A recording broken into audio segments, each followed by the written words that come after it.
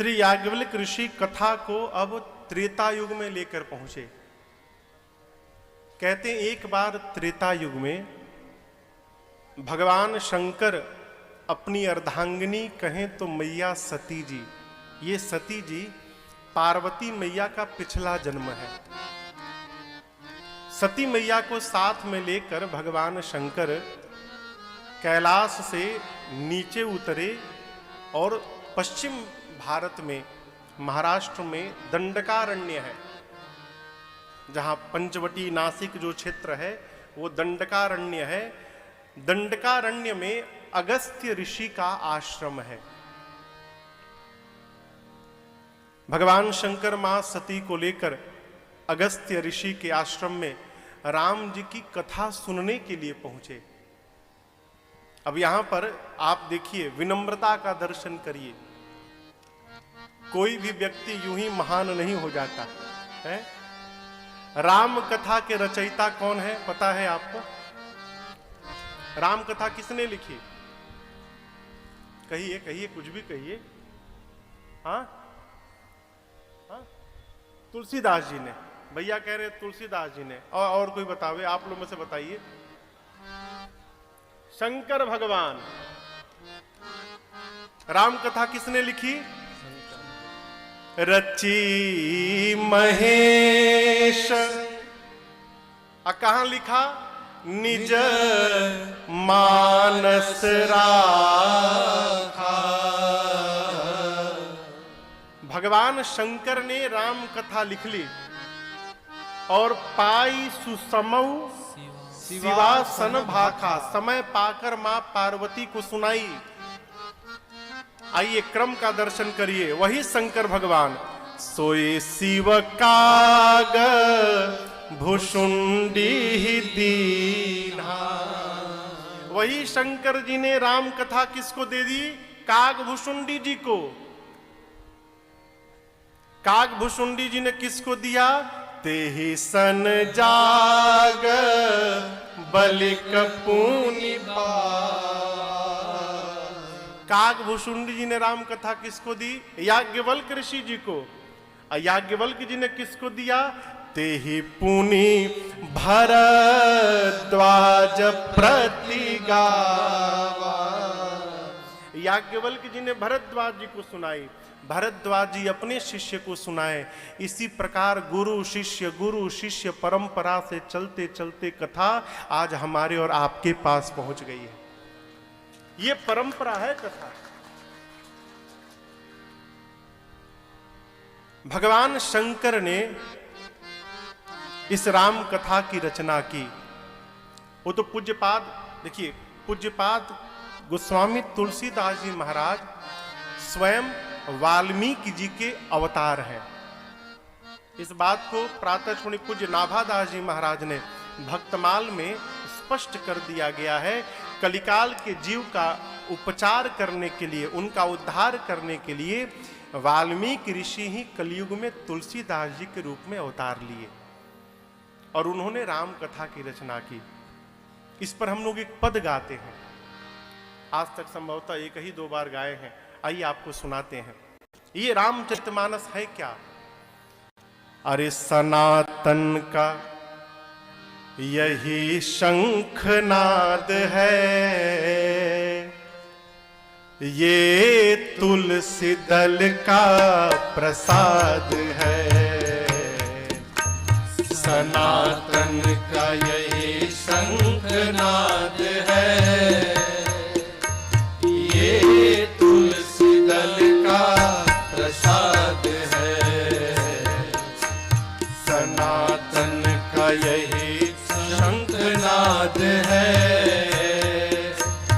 ये तुलसी दल का प्रसाद है।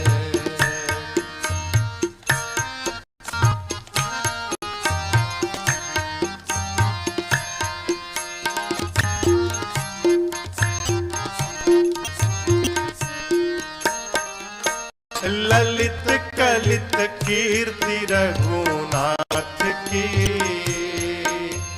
पोथी लिखित तुलसी के हाथ की। ललित सकलित कीर्ति रघुनाथ की, पोथी लिखित तुलसी के हाथ की। और उमा शंभु शुभ संवाद है, उमा शंभु शुभ संवाद है। ये तुलसी दल का प्रसाद है, उमा शंभु शुभ संवाद है। ये तुलसी दल का प्रसाद है, सनातन का यही शंखनाद है। ये तुलसी दल का प्रसाद है।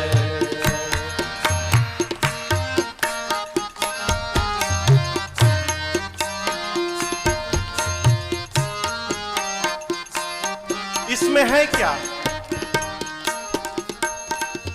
नाना पुराण निगमागम, लोक वेद सबका समागम। नाना पुराण निगमागम, लोक वेद सबका समागम। और सर्वमान्य कोई ना विवाद है, सर्वमान्य कोई ना विवाद है। ये तुलसी दल का प्रसाद है, सर्वमान्य कोई ना विवाद है। ये तुलसी दल का प्रसाद है, सनातन का यही शंखनाद है।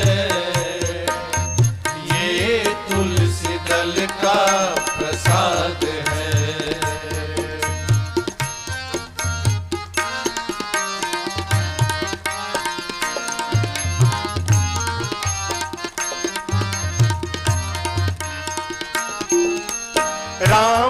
रामचरितमानस सरोवर है, घाट जिसमें 4 मनोहर है। रामचरितमानस सरोवर है, घाट जिसमें 4 मनोहर है। ग्राम्य गिरा का ये सरस स्वाद है, ग्राम्य गिरा का ये सरस स्वाद है। ये तुलसी दल का प्रसाद है, ग्राम्य गिरा का ये सरस स्वाद है। ये तुलसी दल का प्रसाद है, सनातन का यही शंखनाद है। ये तुलसी दल का प्रसाद है।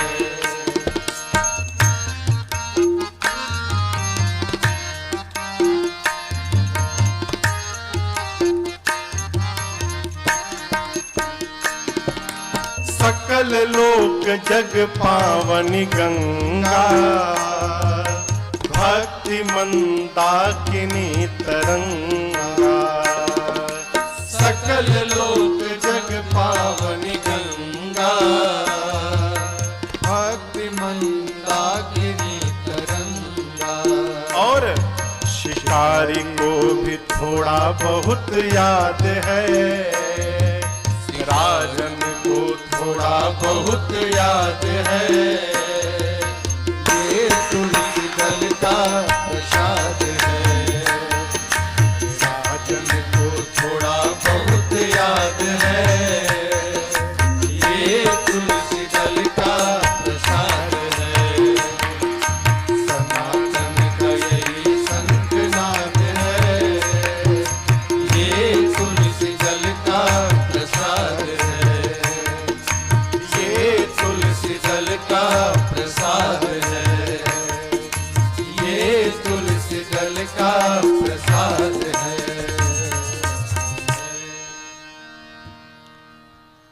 भगवान शंकर से प्रारंभ हुई ये कथा और आज चलते चलते हमारे और आपके मध्य में पहुंच गई। अब आपके मन में प्रश्न होगा, जब भगवान शंकर ने स्वयं कथा लिखी है तो वो अगस्त्य ऋषि के पास सुनने क्यों चले गए? वचन के कारण। अगस्त्य ऋषि काशी जी में रहते थे, काशी जी में। आप जब प्रयाग से दक्षिण की ओर बढ़ेंगे तो एक पर्वत श्रृंखला है विंध्य, नाम सुना है ना? विंध्याचल जो क्षेत्र है, विंध्य पर्वत श्रृंखला। विंध्य एक बार बढ़ने लगे, बढ़ने लगे, इतने बढ़ने लगे कि लगा कि मानो दो भाग में बांट दे प्रकृति को। अगस्त्य ऋषि सभी पर्वतों के गुरु हैं, तो देवता लोग काशी जी में आए और आकर अगस्त्य ऋषि से कहें कि आप अपने शिष्य को तनिक समझाइए ना, इतना न बढ़े। अगस्त्य ऋषि ने कहा, समझाने के लिए काशी छोड़ के जाना पड़ेगा। अब मैं काशी छोड़ने वाला नहीं, इसलिए मैं जाऊंगा नहीं कहीं। आप कितना भी कहो। सारे देवता पहुंचे बाबा के पास, कहे बाबा आप ही के नगर में अगस्त्य ऋषि हैं, कहिए चेले को समझाएं अपने। भगवान शंकर जाकर कहें तो अगस्त्य जी ने कहा, प्रभु काशी का कौवा भी काशी नहीं छोड़ता है और आप मुझे काशी छोड़ के जाने के लिए कह रहे हैं। तो शंकर जी ने कहा, मुनिवर जाइए, मैं वचन देता हूं आप जहां भी रहेंगे मैं सपरिवार आऊंगा और आकर आपके श्रीमुख से भगवान की कथा को श्रवण करूंगा, लेकिन आज आप जाइए।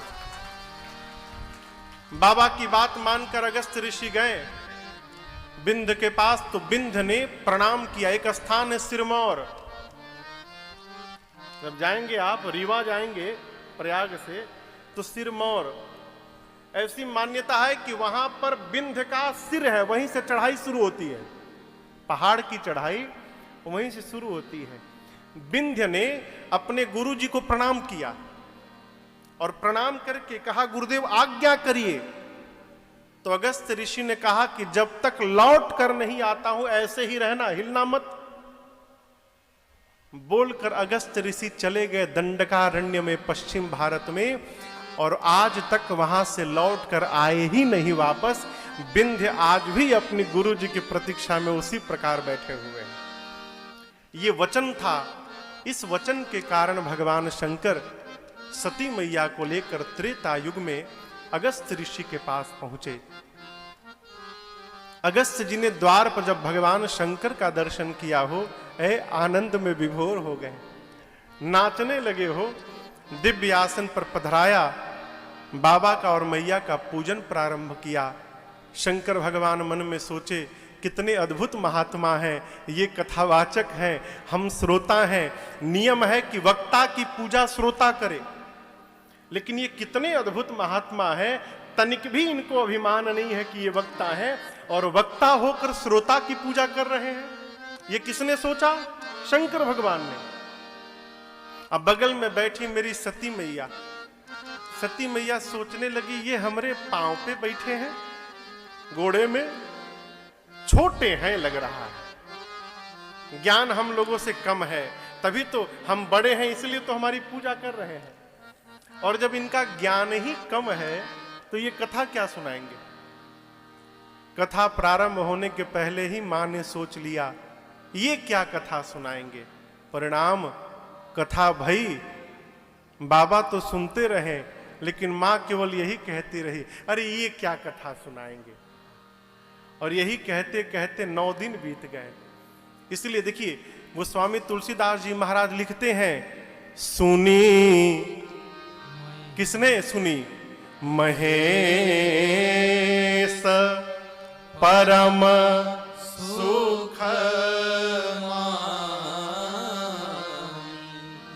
केवल शंकर भगवान ने कथा सुनी। चलते समय राम जी की भक्ति ही दक्षिणा के रूप में प्रदान किया और विदा लेकर सती मैया को साथ में लेकर भगवान शंकर कैलाश की ओर प्रस्थान किए। त्रेता युग का समय था। उस समय राम जी अवतार लेके 14 वर्ष के वनवास के क्रम में उसी दंडकारण्य के पंचवटी में थे। लीला चल रही थी भगवान की। प्रातःकाल भगवान शंकर कथा सुनकर कैलाश की ओर प्रस्थान किए और उसी समय नीचे रावण आया और मेरी सीता मैया का हरण करके ले गया और राम जी लक्ष्मण जी के साथ बिरही की भांति सीता मैया को ढूंढते ढूंढते रोने लगे। शंकर भगवान ऊपर से जा रहे हैं, मन में सोचने लगे कथा सुना हूं तो कान धन्य हो गए हैं। भगवान नीचे ही लीला में है, यदि दिखाई पड़ जाते ना तो कान के साथ साथ हमारा अखियों धन्य हो जाती। पास नहीं जा सकता हूं क्योंकि प्रभु लीला में है। भगवान राम समझ गए और मन ही मन कहे बाबा आप मेरे पास नहीं आ सकते, लेकिन मैं तो आपके पास आ ही सकता हूं। जहां भगवान शंकर थे राम जी लक्ष्मण जी के साथ वहीं नीचे आ गए। और जैसे भगवान शंकर ने राघवेंद्र सरकार को रोते हुए देखा, ए जी शंभु समायाते ही राम देखा, शंभु समायाते ही राम देखा, उपजा ही अति हरस विशेखा, उपजा अति हरस विशेखा, भारी लोचन छबे सिंधु निहारी, भारी लोचन छवि सिंधु निहारी, कुसमय जानी नकीन्ह चिन्हारी, कुसमय जानी नकीन चिन्हारी। ऊपर से बोले जय सच्चिदानंद जग पावन, जय सच्चिदानंद जग पावन, हस कहि चले ओ मनोज रसावन, हस कहि चले ओ मनोज नसावन, हस कहि चले ओ मनोज नसावन।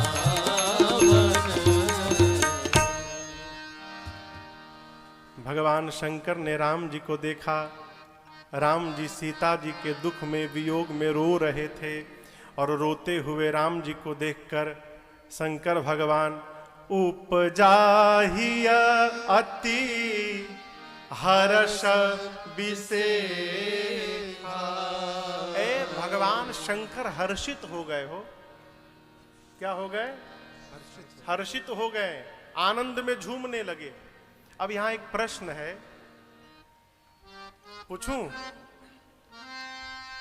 जिसको आप प्रेम करते हो यदि वो रोता हुआ दिखाई पड़ेगा तो आप हर्षित होंगे? कहिए। राम जी रो रहे हैं और रोते हुए राम जी को देखकर हमारे बाबा हर्षित हो गए, झूमने लगे। ऐसा क्यों? अब इसको ठीक से समझिएगा। थिएटर में जब नाटक चलता है तो नाटक में जो जो लोग भाग लिए रहते हैं तो उनके घर के लोग भी यदा कदा नाटक देखने आते हैं। चले हमार बेटवा आज हीरो बनल है, ओके देखी नाटक में का करत है। तो माई बाप आके बैठ जाते हैं, नाटक चालू। नाटक में एक्टिंग करते करते जो कलाकार है वो रोने लगता है और देखने वाले भी उस भाव में इतने डूब जाते हैं कि दर्शक भी रोने लगते हैं। वो भी रो रहा है, दर्शक भी रो रहे हैं, लेकिन उस कलाकार के जो माता पिता होंगे ना वो बड़े आनंद में होंगे। देखो हमारा लड़कवा का अद्भुत नाटक कर रहा है, वो सब रो रहे हैं। वही घटना यहां घटी है। मेरे प्रभु लीला अवतार में है, शंकर भगवान जान रहे हैं कि राम जी सब नाटक कर रहे हैं, लेकिन बाबा इसलिए प्रसन्न हो गए कि प्रभु आप कितने अद्भुत नाटक में लीला कर रहे हैं, एकदम सही वियोगी की तरह आप रो रहे हैं प्रभु, आनंद आ गया इस लीला को देखकर। इसलिए भगवान शंकर गदगद हो गए, जी भर के भगवान को देखा है। कैसे देखा? भरे लोचन छवि सिंधु निहारी। भगवान स्वरूप के समुद्र हैं। और देखिए, कोई पात्र हो सकता है तालाब से न भरे, इतना बड़ा हो कि नदी से भी न भरे, लेकिन कितना भी बड़ा पात्र क्यों ना हो, यदि समुद्र के पास चला जाएगा तो रिक्त बचने वाला नहीं है, उसको भर ही जाना है। भगवान स्वरूप के समुद्र हैं, और उस समुद्र को जब शंकर भगवान ने देखा तो आंख के पात्र को लबालब भर लिया। अरे भरी लोचन छवि सिंधु निहारी। मन में विचार किया, प्रभु लीला में है, उचित समय नहीं है कि मैं जाकर प्रणाम करूं। कुसमय जानी न कीन्ह चिन्हारी। आपका अपना कितना ही प्रिय क्यों ना हो, यदि वो किसी विशेष स्थान पर बैठा है तो उस स्थान पर जाकर परिचय नहीं स्थापित करना चाहिए। ये मर्यादा है भैया। मैं बहुत पहले की घटना बताऊं। मैं स्टार्टिंग में, प्रारंभिक दौर था, रायपुर में हम लोग कथा गा रहे थे। आप उसमें नहीं थे? आप थे? हाँ। रायपुर में मैं छत्तीसगढ़ में कथा गा रहा था। 2010 की घटना है। तो एक हमारे पुराने परिचित कथा में आए और मुझे मंच पर देखे। बीच कथा पे मंच पे चढ़े आए और आकर हेलो हेलो हाथ हाथ मिलाने लगे। अब हम उनका मुंह देखें, अब खड़े होकर बात शुरू कर दी। खैर उनसे मैंने कुछ कहा नहीं, क्यों? विवेक नहीं था, होता तो न आते। कितना भी कोई प्रिय क्यों ना हो, किसी विशेष स्थान पर यदि बैठा है तो वहां जाकर अपना परिचय स्थापित नहीं करना चाहिए। ये मर्यादा है। भगवान शंकर कहते हैं कि प्रभु लीला में है, ये उचित समय नहीं है जाने का। इसलिए शंकर भगवान जहां थे वहीं से जय सच्चिदानंद जग पावन। हे सच्चिदानंद भगवान, आपकी जय हो प्रभु, आपकी जय हो। हे प्रभु आपकी जय हो। जय जयकार करके भगवान शंकर अस कही चले मनोजन सावन। जय जयकार करके सती मैया को लेकर भगवान शंकर आगे बढ़ गए। लेकिन बाबा तो आगे बढ़ गए, लेकिन सती मैया मन से वहीं रह गई। कहां? नीचे। सती मैया सोचने लगी कि जो अपने पत्नी के लिए रो रहा है वो भगवान होगा। भगवान कहीं पत्नी के लिए रोते हैं क्या? और यदि वो भगवान थे तो उनको पता नहीं रहता कि मेरी पत्नी कहां है? वो भगवान नहीं हो सकते। लेकिन शंकर जी ने कहा है तो ये झूठ भी नहीं हो सकता है। महाद्वंद में पड़ गई। भगवान शंकर ने अनेक प्रकार से समझाया। सती, उन्हीं की कथा अगस्त्य जी ने सुनाई थी, उन्हीं राम जी की भक्ति मैंने अगस्त्य जी को दक्षिणा में दी थी। मेरे इष्ट थे प्रभु, आप यहीं से प्रणाम करो उनको। मां के समझ में बात नहीं आई। तब बाबा ने कह दिया, इतना ही संशय है तो परीक्षा ले लो। मां बोली ये ठीक है। बाबा बोले लेकिन सावधान, विचार करके विवेक पूर्वक परीक्षण करिएगा। सती मैया सोचने लगी क्या करूं, तो सोची कि अपनी पत्नी सीता को ढूंढ रहे हैं, क्यों न मैं सीता का ही रूप बना लेता हूं। यदि वो भगवान होंगे तो समझ लेंगे कि सीता नहीं सती हैं, और मनुष्य होंगे तो सीता सीता कह के दौड़ के चले आएंगे। बाबा कहते हैं यहां पर, सती मैया पुनि पुनि हृदय विचार करे, धरि सीता कर रूप, आगे होई चली पंथ तेहि, जेहि आवत नर भूप। सीता मैया का रूप धारण करके मेरी मां सती जी जिस मार्ग से राम लक्ष्मण जी आ रहे थे, आगे आगे चलने लगी। अब यहां पर आपसे मैं निवेदन करूं, नकली से बचा जाए। क्यों? नकल सदैव नकल ही होता है, वो असल होने वाला नहीं। उसको भी प्रमाणित करने के लिए असल की आवश्यकता पड़ती है। अब शायद बंद हो गया है। पहले हम लोग जब पढ़ते थे और कोई भी अपना कागज जिरोक्स कराते थे तो ओरिजिनल ले जाकर स्कूल में अटेस्टेड कराना पड़ता था, या किसी सरकारी अधिकारी से, डॉक्टर से उसको प्रमाणित कराना पड़ता था। उसके लिए असल की आवश्यकता पड़ती थी। सती मैया नकली रूप बनाई सीता जी का। रूप तो बना ली, लेकिन स्वभाव कहां से लेकर आएंगी? कौन सा स्वभाव? सती जी को यह पता नहीं था कि सीता मैया जीवन में कभी भी राम जी के आगे आगे नहीं चलती थी, वो राम जी के सदैव पीछे पीछे चलती थी। और ये नकली सीता बनके आगे आगे चलने लगी। लक्ष्मण जी देखे तो पहचान गए, ये मेरी भाभी नहीं है, ये नकली है। ये ध्यान से देखा, लक्ष्मण दीख उमा कृत बेसा, ये तो सती जी हैं। लगता है प्रभु की कोई लीला चल रही है। सती जी और निकट गईं। तब राम जी ने हाथ को जोड़कर प्रणाम किया और कहा, मां बाबा कहाँ हैं? आप अकेले वन में घूम रही हैं मां? वन बड़ा भयानक है मां। सीता को मैंने अकेले छोड़ा, कोई हरण करके ले गया, आप भी अकेले घूम रही हैं। सती मैया देखी, अरे ये तो भगवान है, मुझे पहचान गए। मां इतनी भयभीत भई, मारे लज्जा के कुछ नहीं बोली और उल्टे पांव भगवान शंकर के पास गई। बाबा के पास गई तो बाबा ने जाते जाते प्रश्न किया, गई समीप महे सतब हंसी पूछी कुशला, लीन परीक्षा कवन विधि कहु सत्य सब बात। मैया जब बाबा के पास गई तो यहां व्यवहार देखिए, शंकर भगवान हंस के कुशलता पूछे और कहिए, सती जी सब कुशल है ना? अब यहां पर लोग कहते हैं महाराज शंकर भगवान हंस क्यों रहे हैं?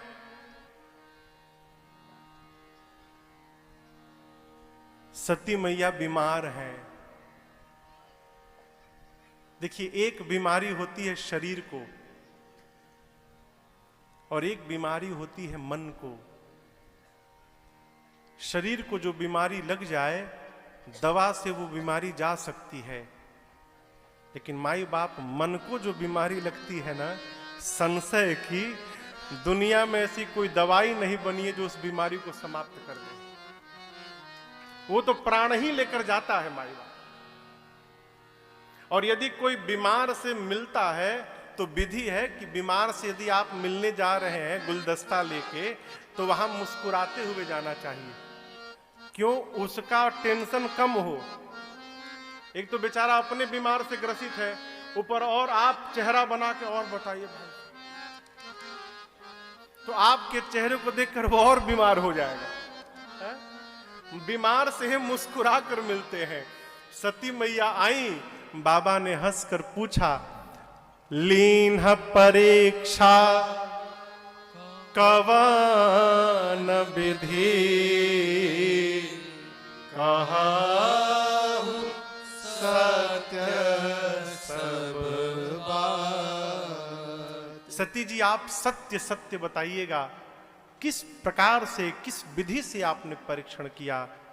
बस यही मेरी मैया से भूल हो गई। बताना तो सत्य चाहती थी, परंतु जिस माया का रूप बनाया ना, उस माया ने सत्य नहीं बोलने दिया। और सती जी क्या बोल गई? अरे कछु न परीक्षा लीन गुसाई, कछु न परीक्षा लीन गुसाई। क्या किया? कीन्हा प्रणाम तुम्हारे ही नाई, कीन्हा प्रणाम तुम्हारे ही नाई। सती जी ने कहा प्रभु मैंने कोई परीक्षण नहीं किया। बाबा बोले फिर क्या किया? मां बोली जो आपने किया, आपने प्रणाम किया ना, अंतर इतना था कि आप ऊपर से प्रणाम किए और मैं उनके पास गई और मैंने पास में जाकर प्रणाम किया। बाबा को विश्वास नहीं भया, इतना समझाता रहा, समझ में बात नहीं आई और रास्ते में अपने आप समझ गए। शंकर भगवान को विश्वास नहीं भया तो ध्यान में गए। तब शंकर देखे धरी ध्याना, तब शंकर देखे धरि ध्याना, सते जो कीन्हा चरित सब जाना, सते कीन्हा चरित सब जाना, सते जो कीन्हा चरित सब जाना, सते कीन्हा चरित सब जाना। बाबा ध्यानावस्थित भय और भगवान शंकर ने सब देख लिया। और आपको बताऊं, जब बाबा ने देखा कि सती ने मेरी मां सीता का रूप बनाया, बाबा को बहुत कष्ट हुआ। और यहां पर समझिएगा, शंकर भगवान ये भी कह रहे हैं कि इसमें सती का कोई अपराध नहीं है। आप पढ़िएगा, चौपाई स्पष्ट लिखी हुई है, बहुरी राम मायही सिरुना। पूरा प्रकरण सुनने के बाद, जानने के बाद भगवान शंकर ने राम जी की माया को प्रणाम किया। भगवान की माया को, क्यों? उसी माया ने प्रेरी सती ही जेही झूठ कहा।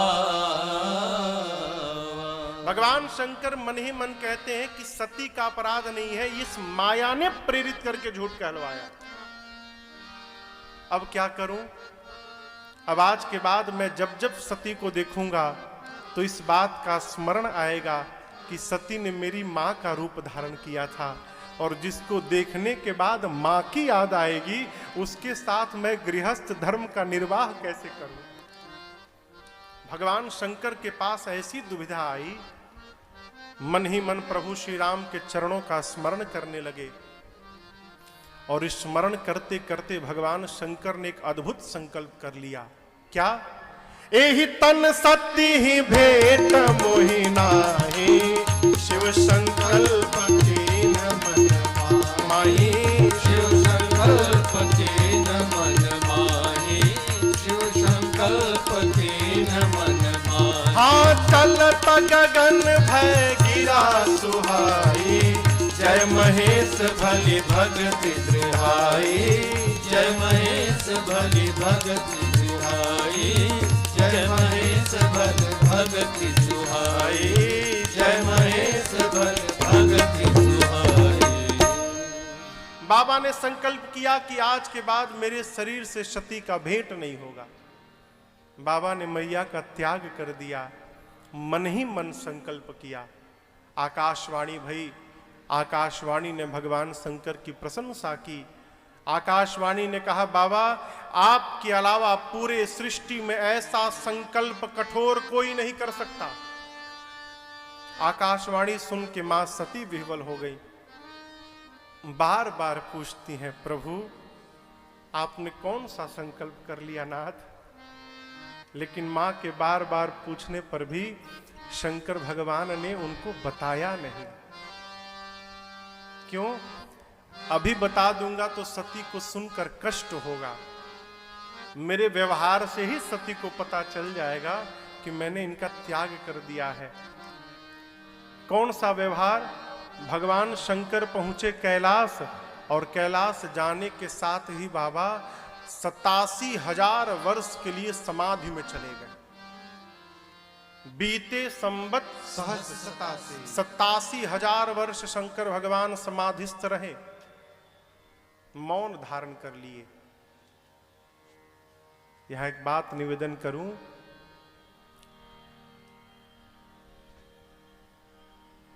बहुत समझाने के बाद भी घर में जब किसी को बात समझ में ना आवे ना, मौन धारण कर लीजिए। क्यों?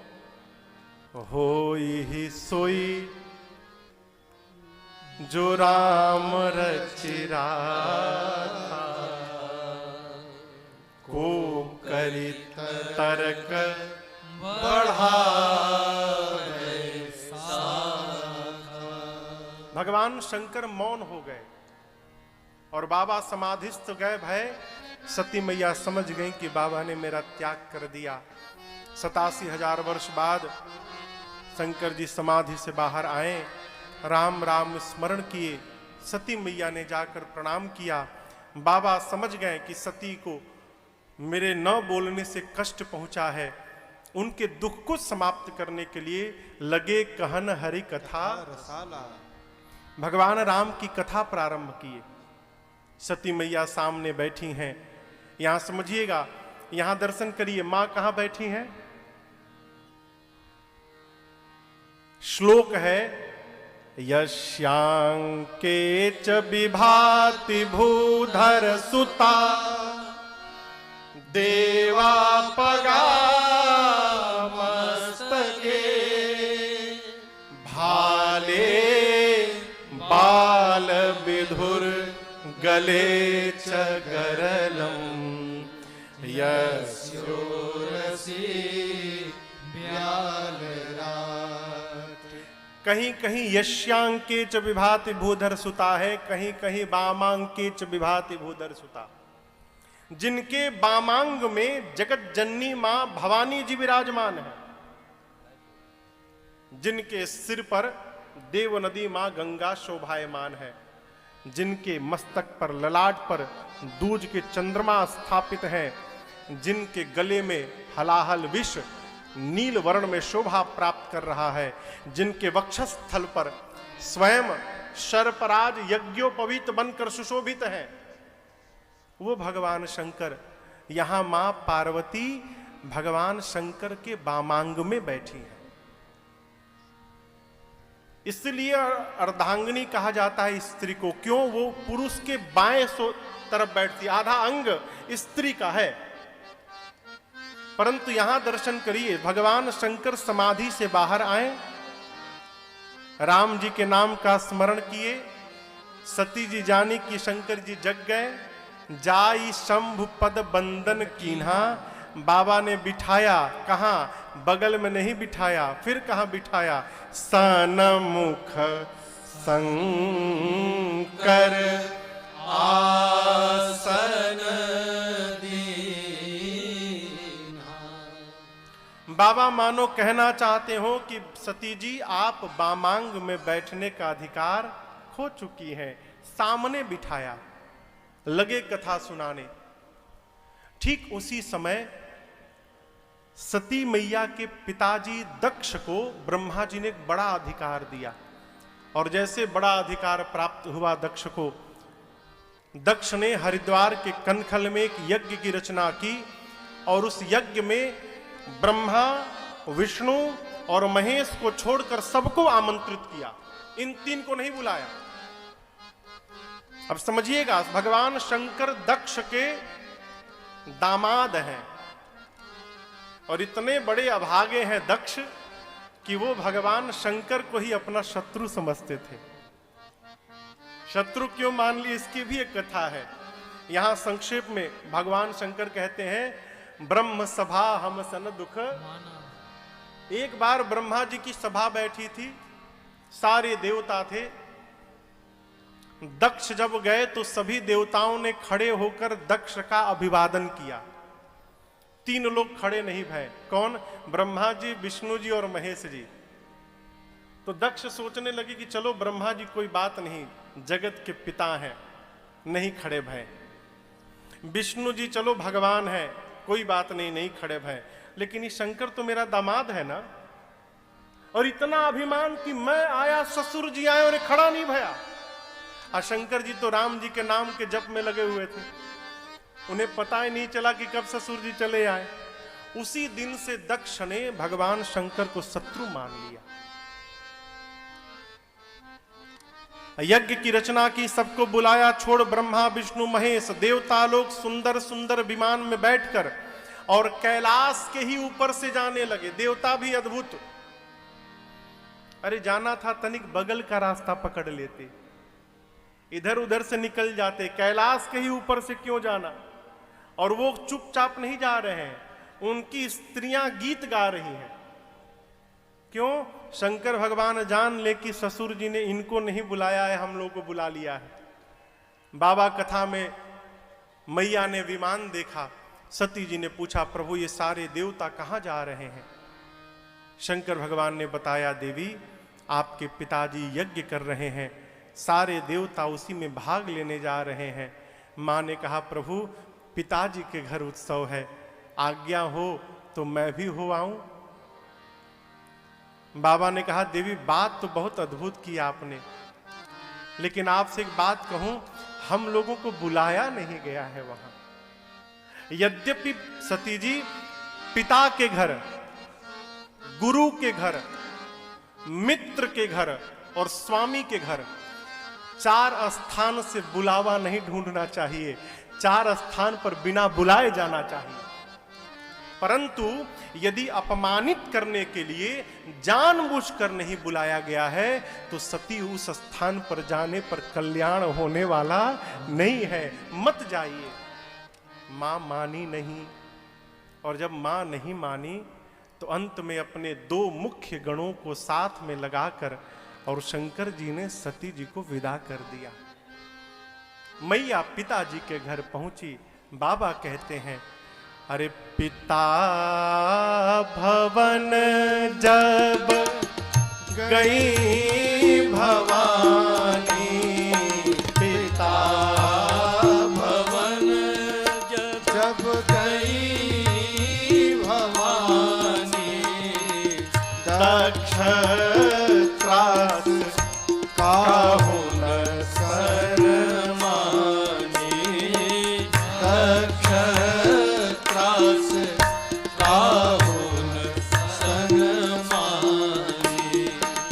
सादर भले ही मिली एक माता, सादर भले ही मिली एक माता, भगिनी मिली बहुत मुस्काता, भगिनी मिली बहुत मुस्काता, भगिनी मिली बहुत मुस्काता।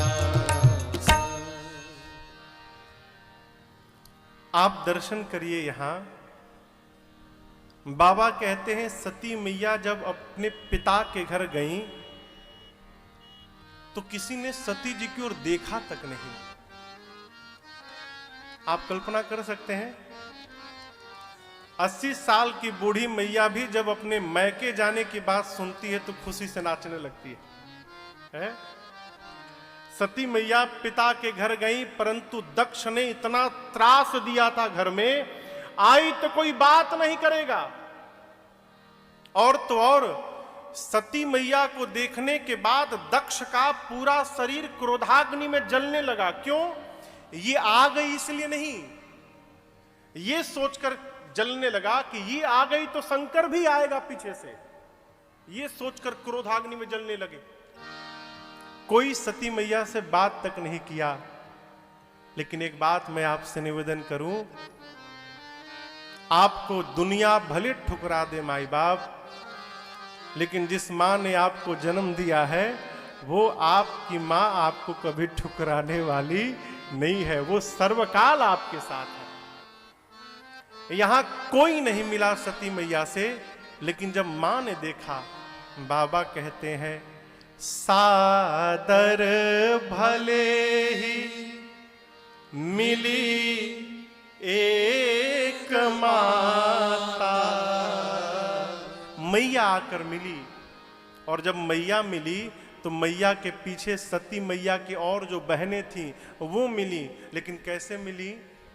भगिनी मिली बहुत मुस्काता, बहुत मुस्काता।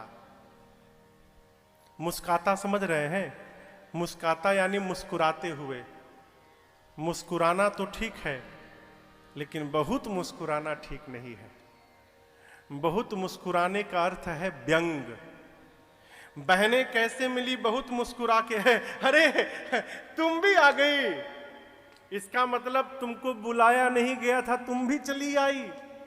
सती मैया चुपचाप सुनती रही। सती मैया की मां ने कहा, बेटी तुम्हारे पिता की मति बावली हो गई है, कौन अपनी बिटिया दामाद से बैर करता है?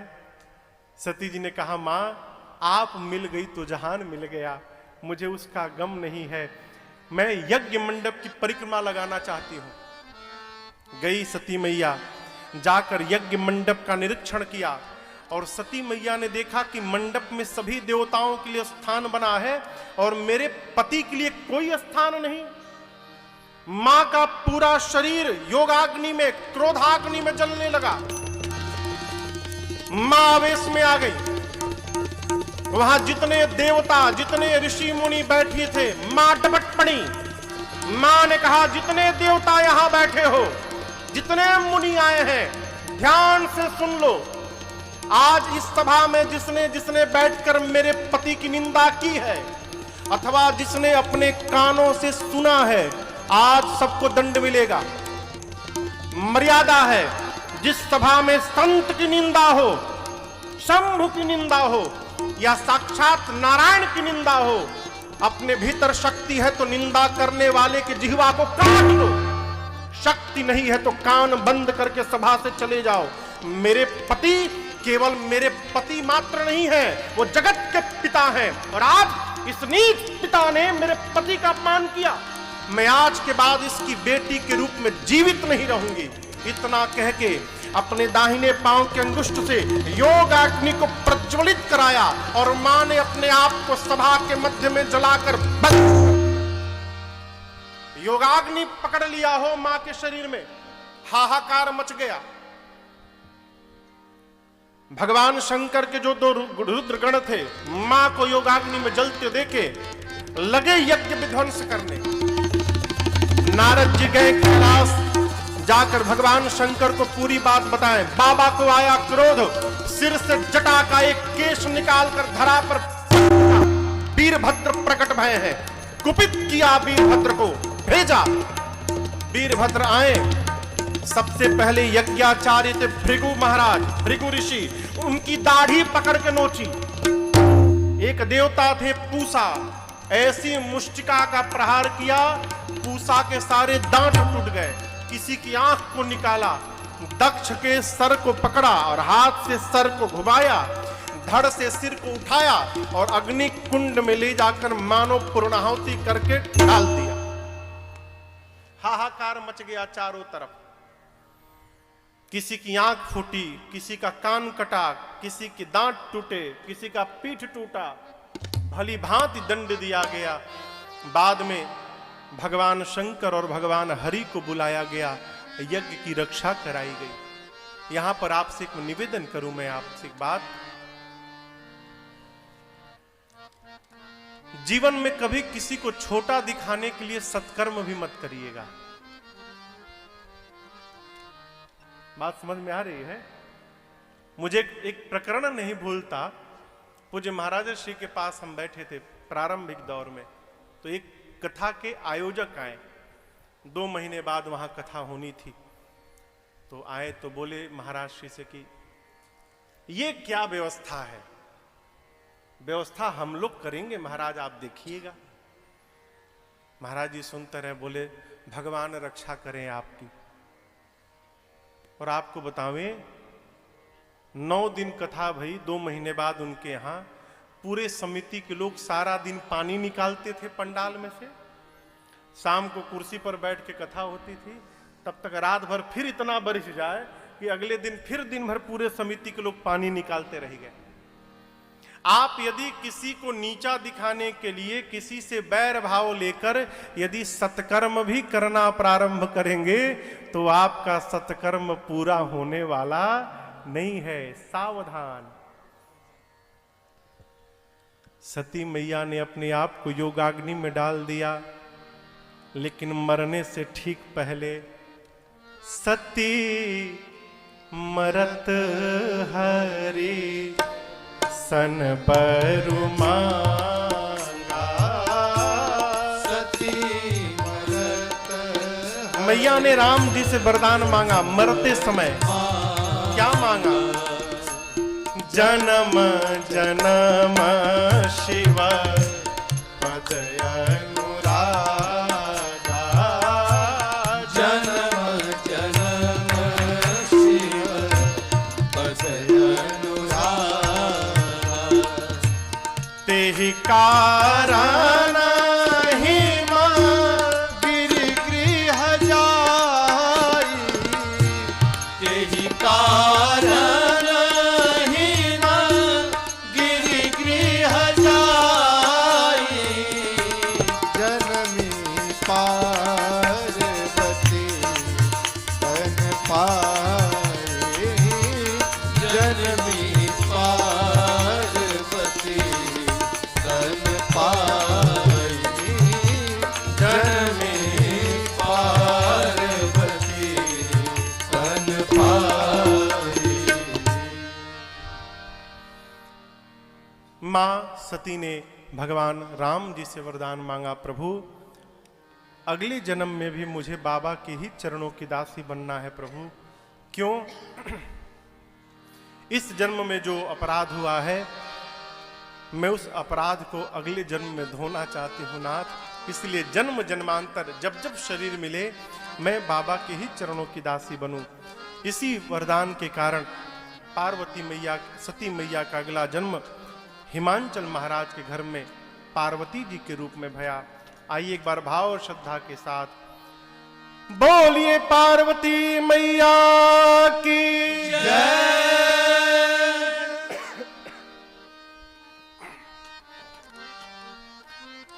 पार्वती मैया का जन्म भया हिमांचल जी के घर में। नारद जी महाराज आए हैं। हिमांचल जी ने नारद जी का स्वागत किया, पूजन किया, चरणों को पखारा, पार्वती जी को बुला के प्रणाम करवाया और नारद जी से बोले, हिमांचल जी मुनिवर आप त्रिकालदर्शी हैं, तनिक मेरी बिटिया की हाथ की रेखा देखिए और इसमें क्या दोष गुण है, आप कृपा करके मुझे बताइए।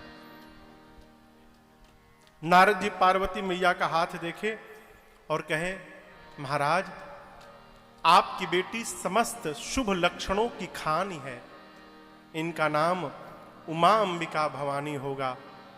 आपके बेटी के नाम का स्मरण करके संसार की सभी स्त्रियां अपने पातिव्रत धर्म का पालन करेंगी। आपके बेटी की कीर्ति आपको यश को प्रदान कराएगी। आपकी बिटिया का सौभाग्य सदैव अखंड बना रहेगा। जितना बढ़िया था सब नारद जी बताए।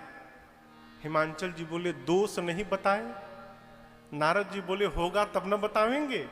हाँ, बिटिया में तो नहीं है, लेकिन इनके जो पति बनने वाले हैं उनमें थोड़ा दिखाई दे रहा है, कहिए तो बता दूं। हिमांचल जी बोले, बताइए। अब नारद जी शुरू हो गए, अगुण अमान मातु पितु हीना उदासीन सब संशय छीना। अगुण होगा। क्या होगा? अगुण। नारद जी कहना चाहते हैं 3 गुण होते हैं, सत रज तम, सात्विक, राजसिक और तामसिक। आपके बेटी का पति अगुण होगा, अर्थात तीनों गुणों से परे होगा, त्रिगुणातीत होगा। निर्लेप होगा। ठीक, हिमांचल क्या समझ गए? हिमांचल जी समझ गए अगुण यानी उसमें कोई गुण नहीं होगा। दूसरा बोले अमान होगा, अर्थात नारद जी कहना चाहते हैं आपकी बेटी का पति अमान यानी मान सम्मान से ऊपर रहेगा, सर्वकाल एक रस में रहेगा। देखिए, दो शब्द है मान और अपमान। जिसको जीवन में मान की कल्पना होती है उसी का जीवन में अपमान भी होता है। जो सम्मान की कल्पना ही नहीं करता उसका जीवन में कभी अपमान होने वाला। अपमान कैसे होता है? हम जा रहे हैं गौरीगंज कथा में, सोफा पर बैठेंगे हम, और सोफा तो पहले से फुल है, वो नीचे बैठना पड़ गया। अब कहेंगे हमारा तो अपमान करा दिए। क्यों?